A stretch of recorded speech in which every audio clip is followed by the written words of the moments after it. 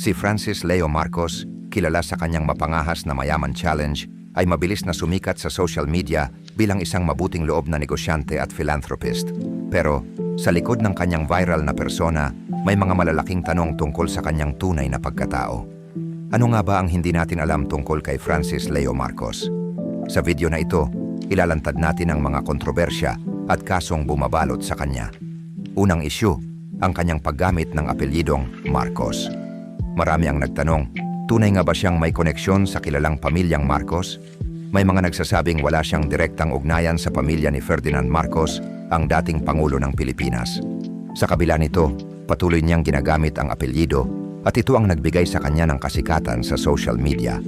Paggamit ng isang makapangyarihang pangalan para makakuha ng atensyon? Mukhang ganoon nga, pero hindi dito nagtatapos ang mga kontrobersya.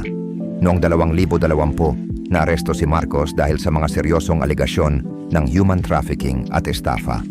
Isa itong napakalaking issue na sumira sa kanyang imahe bilang isang mabuting tao. Ayon sa mga ulat, siya ay nasangkot sa mga illegal recruitment activities kung saan ginagamit umano ang kanyang impluensya para makapangloko ng tao.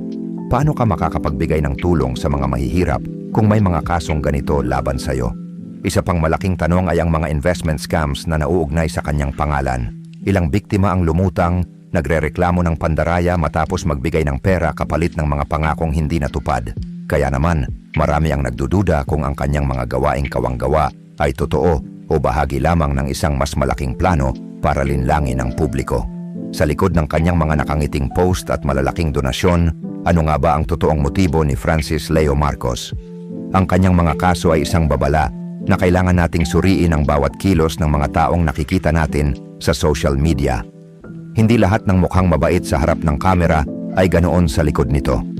Patuloy ang paglilitis at mga investigasyon kay Marcos at habang sinusubaybayan natin ang kasong ito, mahalagang manatiling mapanuri. Huwag tayong basta-basta magpapalinlang sa mga taong may matamis na salita at magagandang video. Sa dulo ng lahat ng ito, sino nga ba ang tunay na Francis Leo Marcos? Isang bayani ng masa o isang mapanlinlang na negosyante?